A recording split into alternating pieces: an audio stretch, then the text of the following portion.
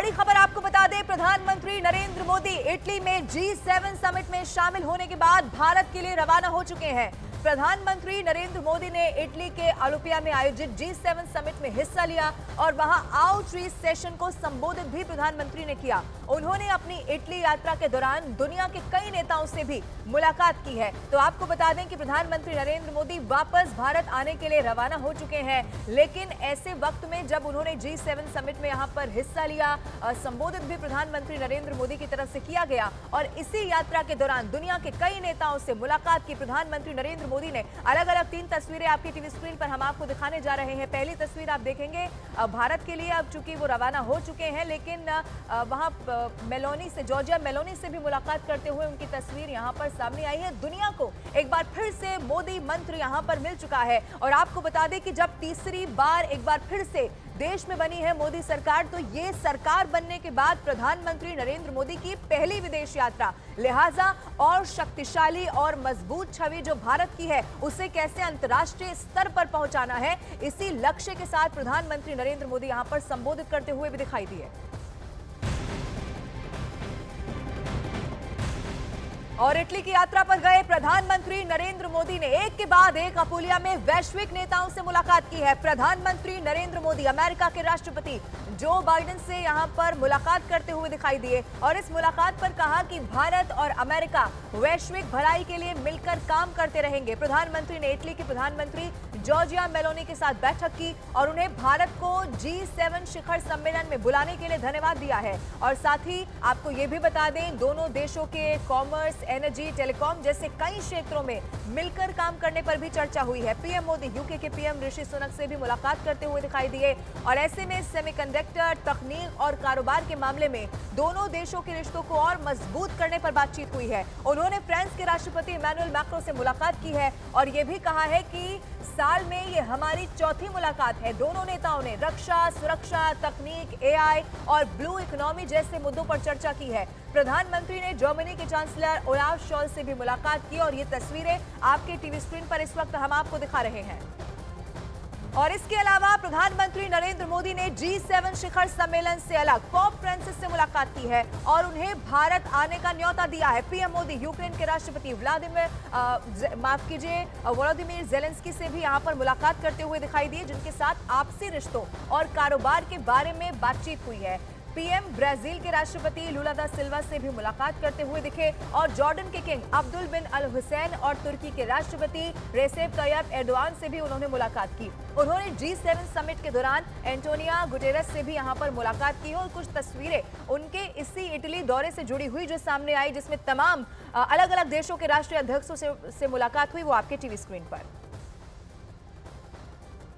अब एक तरफ दुनिया भर में राजनीतिक उथल पुथल मची हुई है। लोकतांत्रिक देशों में कोरोना काल के बाद सरकारें या तो बदल रही है या जनता के बीच सत्ताधारी दलों की पैठ कमजोर हो रही है। और इन सब के बीच में भारत में एनडीए की तीसरी बार सरकार बनी और जब पीएम मोदी तीसरी बार प्रधानमंत्री बनने के बाद इटली पहुंचे तो वहां आधी दुनिया उनके आगे नतमस्तक दिखाई दी।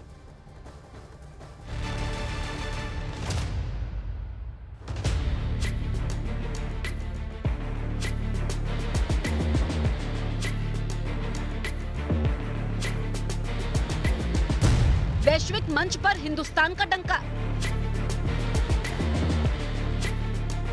AI पर भारत बना ग्लोबल पार्टनर, लोकतांत्रिक देशों में भारत सुपर पावर। ये तस्वीरें देखिए, इटली के अलोपिया में आधी दुनिया के दिग्गज नेता पहुंचे थे और हर कोई हिंदुस्तान के साथ अपने रिश्तों को मजबूत कर लेना चाहता है। दुनिया सबसे बड़े लोकतंत्र के साथ भविष्य का रोड मैप तैयार कर रही है। भारत के साथ आने वाले कल के सपनों को सच करना चाहती है, क्योंकि आज जहां दुनिया भर में राजनीतिक उथल पुथल है, वहीं भारत में एनडीए की तीसरी बार सरकार बनी है और विश्व बंधु कहे जाने वाले नरेंद्र मोदी तीसरी बार भारत के पीएम बने हैं। यही वजह है कि तीसरी बार पीएम बनने के बाद अपनी पहली विदेश यात्रा पर इटली पहुंचे पीएम मोदी का वैश्विक नेताओं ने जोरदार स्वागत किया।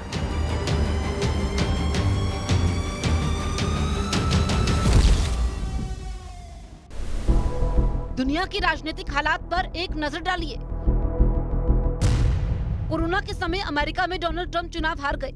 अमेरिका मौजूदा बाइडेन सरकार भी सर्वे में पीछे चल रही है। इंडोनेशिया में पीजीआईपी की सरकार बड़े अंतर से चुनाव हार गई। ब्राजील में 2022 में चुनाव हुए और तब की सरकार को जनता ने नकार दिया।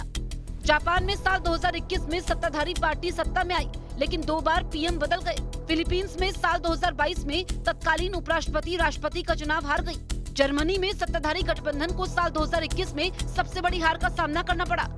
थाईलैंड में साल 2023 में सत्ताधारी पार्टी को जीत नसीब नहीं हुई। यूके में सत्ताधारी दल ने 2 बार पीएम बदला। अब तक 3 पीएम हो चुके हैं।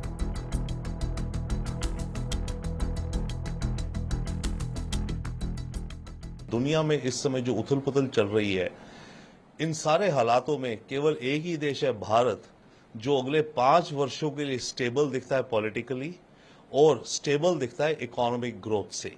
बाकी जितने G7 के देश हैं वहां पे बाइडेन हो गए, ऋषि सुनक हो गए, मैक्रोन हो गए, श्लॉस हो गए, इन सब की अपने देश के अंदर ही अपनी हालत खस्ता है।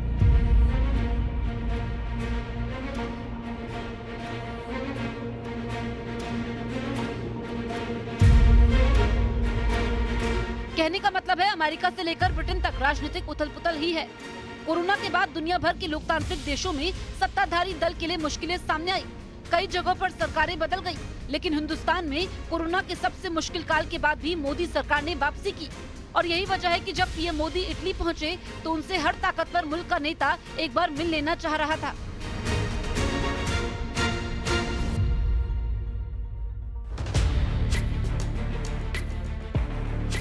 ऐसा इसलिए क्योंकि खुद इटली की राजनीति में सत्ताधारी दल को कोरोना काल में झटका लगा था। इटली में साल 2022 में सत्ताधारी सरकार को जनता ने नकार दिया। उधर दक्षिण कोरिया में सत्ताधारी पार्टी के राष्ट्रपति उम्मीदवार साल 2022 में चुनाव हार गए। स्पेन में भी साल 2023 में हुए चुनाव में किसी भी पार्टी को बहुमत नहीं मिला। दक्षिण अफ्रीका में साल 2024 में हुए चुनाव में अफ्रीकी नेशनल कांग्रेस को पहली बार बहुमत गंवाना पड़ा। कोलंबिया में सत्ताधारी पार्टी साल 2022 में चुनाव हार गई। फ्रांस में साल 2022 में हुए चुनाव में सत्ताधारी राष्ट्रपति पुनर्निर्वाचित हुए, लेकिन चुनाव में किसी भी उम्मीदवार को बहुमत नहीं मिला। यही वजह है कि जब G7 का शिखर सम्मेलन होता है तो उसमें भारत को आमंत्रित किया जाता है। एक ऐसा नेता जिस पर तमाम मुश्किलों के बावजूद अपने लोकतंत्र में लोगों का भरोसा कायम है और जिस पर आने वाले कल के लिए दुनिया पूरा भरोसा करती है।